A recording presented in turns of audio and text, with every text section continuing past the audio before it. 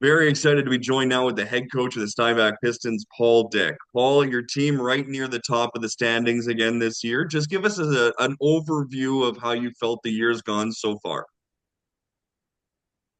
Well, I think overall we've been pleased with our group, and it's been a fun group to work with. I think from a coaching staff's perspective, and a group that I think likes spending time with each other. So that makes it easy coming to the rink. So first and foremost, it's been real enjoyable. We're middle of December. We have a pretty good idea of what we have at this stage. So I think anytime you go into the season, and if somebody would ask you if you were where do you see yourself, or where would you be happy and on December 10th? And we felt like if we could be in the mix at this point, we definitely take that. We have a number of new players again this year. The turnover was substantial. So I think, overall, in light of all the injuries we've had, feel like we're in a pretty good spot.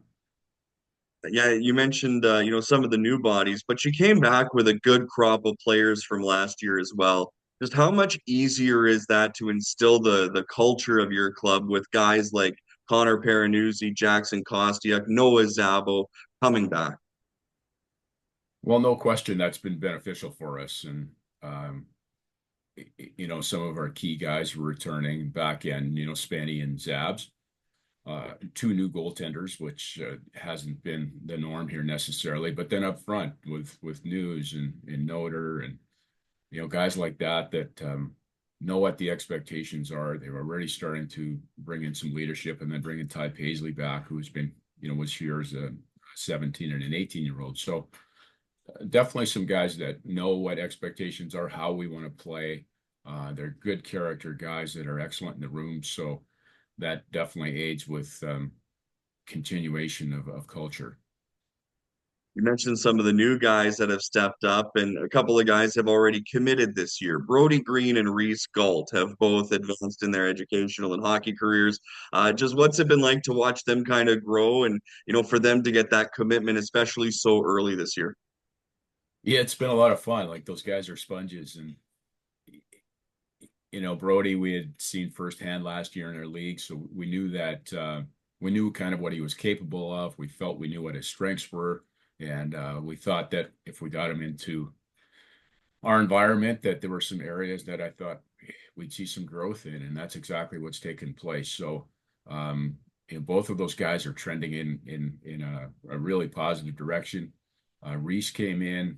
He's a player that we had watched last year at U18, and we knew how intelligent he was, and skill set. Obviously, with the puck, he's really dynamic, and there's been some highlight reel goals this year that he's been involved with. So, but I think probably most impressive is just kind of his competitiveness and his play away from the puck, and how he's adjusted to the size and the speed of the players at this level. So, yeah, both of the guys are deserving of it. They've got bright futures, and have been putting in the work. So skilled, but that can't be the only asset. There has to be a desire to improve on a daily basis.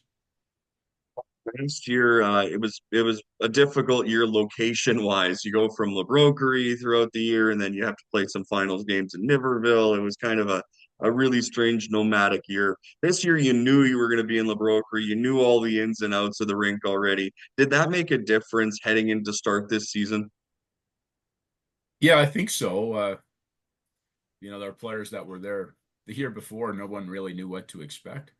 And it turned out to be pretty good. We created an environment there, a setting that's very comfortable for the players. And but always going into a year, and kind of knowing where you're going to be. Obviously, we're gonna be in LaBrokery a little longer than expected, but that's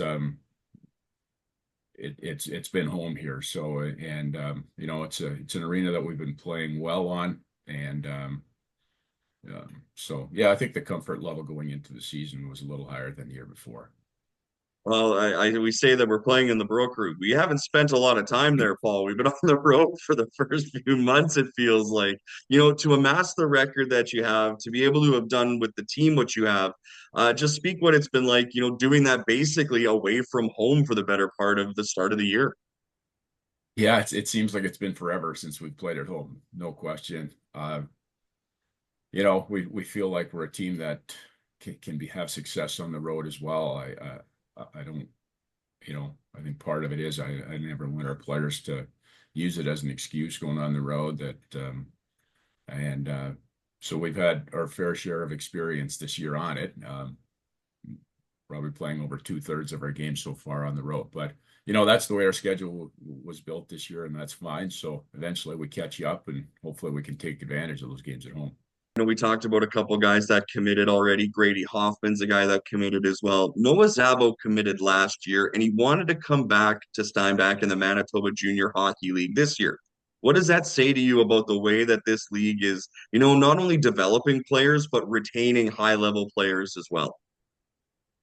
Yeah, well, it was great to see that. Obviously, for us, we were pleased with the decision. I think, Noah is a player that had also looked at some players in the league that maybe left a little soon for college hockey, and maybe felt like that adjustment was a little more challenging than initially anticipated. So he felt like it was important for him to, work on some areas, strengthen, have an opportunity to be a leader to another degree, um, and just gain that extra year of experience, get a little stronger. And we feel like we've seen that players that stay for that 20-year-old year just seem to be a little more prepared. Last two for you, Paul. We've got another big event coming up, the MJSJ Showcase. You've been a part of it on the bench before. You hope to have, a number of guys looking to get commitments, attend that event. Just speak to its importance and, why the MJ would host such an event with the SJ and what it means to the players. Well, it's a great opportunity for our guys to have more eyes on them again. One, it's a great achievement for all the players that are selected. Unfortunately, there's always a few that could probably be there as well, and typically we see them there the following year. So, um, added eyes is probably the biggest part. A lot of the players that want to be there, their goal is to get to the next level, and um, once they add that to the resume, it certainly enhances those chances. And now with um, I shouldn't say the invention of video. It's been around for a while, but we definitely see more colleges and Western Hockey League teams and youth sport teams, you kind of participating in the event, not necessarily always in person, but because of the ability to watch it from wherever they're at, there's tremendous visibility. So I think that's the biggest thing for the players, is just giving them that added chance to um, have someone grab someone's attention, and hopefully it opens a door for future opportunity. There's nothing quite like, though, when you get to see the guys interacting with scouts after a game. I know that they get a kick out of it, and there's something about seeing games in person. And those Totally. are competitive games, right? I mean, the MJ and the SJ, they're competitive. Yeah, absolutely. And it's a lot of fun. I mean, both leagues have players from the other province. We have guys from Sask and the MJ. They have Manitoba players in the SJ. So when those players get together and play against each other, it's always very competitive. There's a tremendous amount of pride in it. I know the coaches really enjoy it. There are, relationships that get formed kind of through this event too. So, I've met some really good guys from the SJ, and continue to stay in touch with them. And so I've personally really enjoyed it. I know most of the coaches that have been. Actually, I spoke to Alex yesterday. Mando was with the Blues last couple of years, and he's a guy that we've coached against each other. We really didn't see each other a tremendous amount other than at the games, but we're able to kind of build a friendship kind of through that event. Yeah, and I know that, you got to work with Eric LaBrosse last year. He's out doing the Junior A Challenge. You've got to work with a lot of the other MJ coaches, which makes those friendships and then those rivalries when you do face each other in the regular season a little bit more fun as well. Paul, we'll Yep. wrap up with this. You got a ton of home games coming up, in 2025. With all due respect to November and December, when the calendar flips to January, there's a different start of a mindset. You know, you can start seeing playoffs down the road. How, beyond getting healthy, do you want to see your team kind of start to accelerate things once we hit 2025? Well, at that stage, we're what, 3, 4 months into it. So, hopefully some things are second nature, some of our details and our structure and there's a reason we kind of hammer some things home for the first couple of months. It probably seems like Groundhog Day at times, but hopefully those our game just becomes second nature, and getting onto home ice is something that we're all looking forward to. And yeah, but there's no doubt once you come back after Christmas, there's this just an intensity to the league. I think it gets tougher. The ice gets harder to earn, and everybody's hopefully dialing it up a little bit. Certainly with our team, that's our goal, and we want to be playing hockey in the spring, and nothing like coming to the rink in shorts when the weather really turns. So that's where we want to be this year. That's our goal, like it is, I think, for most teams in our league. So, but I always look forward to that.